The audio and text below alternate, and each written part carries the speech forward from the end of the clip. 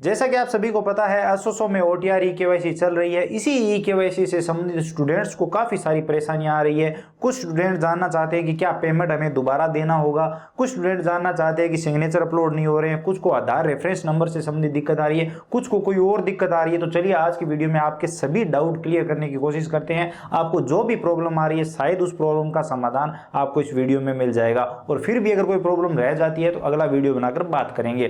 तो शुरुआत करते हैं कि ये केवाईसी जो है वो सबके लिए है या फिर कुछ ही चुनिंदा लोगों के लिए जिन्होंने अभी तक ओटीआर नहीं कर रखा या फिर एसएसओ से डेटा उठा रखा है। तो ऐसा बिल्कुल नहीं है, सबके लिए ये केवाईसी मैंडेटरी है। तो अगर आपने अपना ओटीआर कर रखा है तो आपको ये काम तो करना ही होगा। अगर आपने एसएसओ आईडी से डेटा उठा रखा है, अपना नाम, पिता का नाम वगैरह, तो आपको जन आधार या आधार कार्ड से डेटा उठाना होगा। आप जन आधार कार्ड से उठा सकते हैं, जन आधार कार्ड में आधार वाला डेटा आजकल अपडेट हो रहा है, या फिर आप आधार से भी उठा सकते हैं। तो आपको ये काम करना होगा। और अगर आपने आधार कार्ड या जन आधार कार्ड से भी डेटा उठा रखा है तो भी आपको ये केवाईसी वाला जो सिस्टम है कंप्लीट करना होगा, और इसके बारे में हमने कंप्लीट डिटेल में वीडियो बना दिया है। अब सबसे जरूरी सवाल, क्या इसकी फीस हमें दोबारा पे करनी होगी? तो बिल्कुल दोबारा पे नहीं करनी होगी। अगर आपका ओटीआर हो रखा है, आपने पहले पेमेंट कर रखा है, आपका ओटीआर सही है, तो दोबारा से आपको फीस भरने की जरूरत नहीं है। लेकिन अगर आप फर्स्ट टाइम कर रहे हो तो आपको फीस पे करनी होगी, जो ओटीआर की फीस है जो अब तक लगती आई है। तो अगर आपका पहले फीस पेमेंट हो चुका है तो दोबारा आप कोई भी फीस देने की जरूरत नहीं है, बिल्कुल फीस नहीं लगेगी। आप साधारण तरीके से कर सकते हैं, हमने कंप्लीट डिटेल में वीडियो बनाकर दिखा रखा है, आप चैनल पर जाकर देख सकते हैं।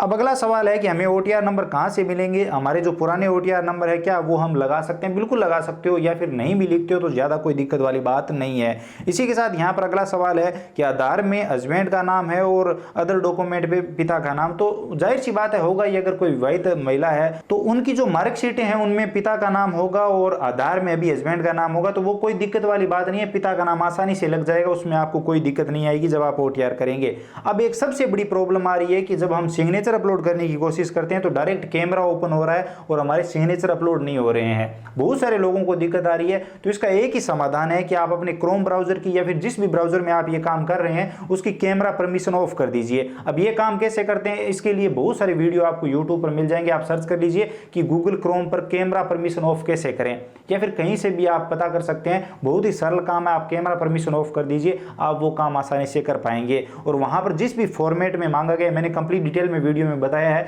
वो आप चेक कर लीजिए और उससे आप जो सिग्नेचर है वो अपलोड कर दीजिए। एक सवाल और है कि हिंदी और इंग्लिश में मांगा गया है, हमें कौन सा अपलोड करना है? तो दोनों अपलोड करने हैं, साइज वहां पर मेंशन है उसी साइज में। अब कुछ लोगों का सवाल है कि साइज मोबाइल से कैसे सेट करें, तो आपको प्ले स्टोर पर बहुत सारे एप्लीकेशन मिल जाएंगे जिसमें आपको आपकी फोटो और सिग्नेचर का साइज सेट करने का ऑप्शन मिलता है। तो आप कोई भी एप्लीकेशन डाउनलोड कर लीजिए प्ले स्टोर से और साइज सेट करके और वहां पर अपलोड कर दीजिए, आपको कोई दिक्कत यहां पर नहीं आएगी। तो इसी के साथ अगर आपको फिर भी कैमरा परमिशन ऑफ करने के बाद भी दिक्कत आ रही है तो आप ब्राउजर चेंज कर दीजिए। क्रोम में यूज कर रहे हो तो मोजिला फायरफॉक्स यूज कर लीजिए, या फिर जो माइक्रोसॉफ्ट वाला वो यूज कर लीजिए, आपको कोई दिक्कत नहीं आएगी, आपका काम हो जाएगा। अगला सवाल है कि हमें ओटीआर में जो केवाईसी है वो आधार से करनी चाहिए या फिर जन आधार से, कौन सा बेस्ट है? तो दोनों एक ही चीज है, क्योंकि आधार में भी वही डेटा है और जन आधार में भी वही, क्योंकि आजकल आधार वाला डेटा ही जन आधार में आ रहा है। जन आधार में केवाईसी वाला सिस्टम लागू कर दिया गया है। अगर आप एक ई मित्र कियोस्क नहीं हो तो आपको हो सकता है पता ना हो, तो आधार में जो डिटेल है, आपका नाम, आपके पिता का नाम, आपकी डेट ऑफ बर्थ,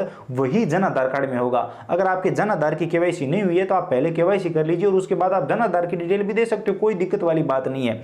अब जो आधार रेफरेंस नंबर वाली आपको दिक्कत आ रही है उसका समाधान, आप आधार अगर वहां पर सबमिट कर रहे हो और आधार से केवाईसी करने की कोशिश कर रहे हो और अगर रेफरेंस नंबर मांगा जा रहा है तो आप जन आधार सिलेक्ट कर लीजिए। जन आधार में मांगा जा रहा है तो आधार सिलेक्ट कर लीजिए। दोनों में डेटा सेम है, अगर सेम नहीं है तो पहले जन आधार में केवाईसी कर लीजिए, उसके बाद डेटा सेम हो जाएगा। जहां तक मुझे पता है वहां पर रेफरेंस नंबर की दिक्कत नहीं आ रही है, अगर आप जन आधार से या फिर दूसरा कोई ऑप्शन वहां पर चुनते हो। अगर मैं आपको सही तरीके से इसका समाधान नहीं दे पाया हूं तो क्षमा चाहता हूं, आप कमेंट सेक्शन में लिखकर कंप्लीट डिटेल में बताइए, मैं इस पर जरूर अलग से वीडियो लेकर आऊंगा और आपको क्लियरली बताऊंगा कि इस रेफरेंस नंबर वाली प्रॉब्लम का समाधान आपको कैसे करना है और कैसे आपको अपना ओटीआर है वो सबमिट करना है, कैसे केवाईसी करनी है।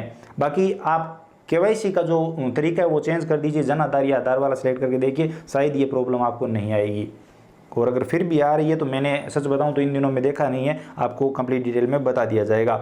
इसी के साथ अगला सवाल है कि यहाँ पर पेमेंट करना है कि नहीं, तो मैं आपको बता चुका हूँ। OTR नंबर कहाँ से ले तो वो मैं आपको बता चुका हूँ। अगर आपके पास पहले वाले है तो वो लगा दीजिए, नहीं है तो एक बार आप ऐसे ही छोड़ सकते हैं। हैंड रिटन जो है वो स्पेसिमेन वो आप ऐसे ही अपलोड कर सकते हैं, कोई दिक्कत आपको नहीं आएगी। अगला सवाल है कि हमने पहले OTR किया है, उसमें लाइव फोटो अपलोड की है और हाथ से लिखकर अपलोड किया है, तो क्या हमें दोबारा अपलोड करना है? तो बिल्कुल अपलोड नहीं करना, आपको सिर्फ सिग्नेचर ही अपलोड करने हैं, हिंदी और इंग्लिश में अलग अलग। उस वीडियो में मैंने कंप्लीट डिटेल में बताया है, आप वो वीडियो ध्यान से देखेंगे तो शायद आपको ये सवाल करने की जरूरत ही नहीं पड़ेगी। अगला सवाल है गवर्नमेंट कर्मचारियों की तरफ से कि गवर्नमेंट एम्प्लॉय की जो आईडी है वो फेज नहीं हो पा रही है। हाँ, ये दिक्कत आ रही है, बहुत सारे कर्मचारियों की ये दिक्कत आ रही है, तो आप थोड़ा सा वेट कर लीजिए। ये सिस्टम हाल ही में लागू किया गया है तो बहुत सुधार होने हैं इसमें, तो आपको आपका जो KYC वाला काम है वो हो जाएगा। थोड़ा सा आप वेट कर लीजिए, बाकी इसका समाधान मुझे जैसे ही मिलता है मैं आपको बताने की कोशिश करूंगा। अगर आप में से किसी को पता है तो आप कमेंट सेक्शन में जरूर बताइए। तो ये थे आप सबके सवाल और आपकी कुछ प्रॉब्लम्स जिनका समाधान बताने की मैंने कोशिश की। अगर आपकी कोई प्रॉब्लम फिर भी रह गई है या फिर मैं सही तरीके से समझा नहीं पाया हूं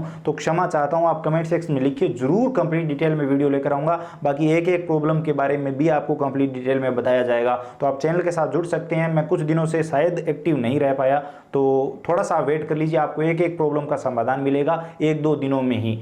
तो फिर भी अगर आप और कुछ भी जानना चाहते हैं और कोई बड़ी प्रॉब्लम है आपकी तो विस्तार में लिख के बताइए कमेंट सेक्शन में, ताकि हम बेहतर समझ सकें और आपको सही उसका समाधान दे सकें। तो यही है, बाकी चैनल पर नए हो तो सब्सक्राइब करिए, घंटी का बटन जरूर दबाइए, अपने दोस्तों के साथ इस वीडियो को शेयर करिए, हो सकता है उनकी प्रॉब्लम का समाधान हो पाए। इसके अलावा अगर आपके मन में, मैं जैसा कि बता चुका हूँ, कोई और सवाल या सुझाव है तो बता दीजिए। चलिए मिलते हैं अगली वीडियो में नई अपडेट के साथ।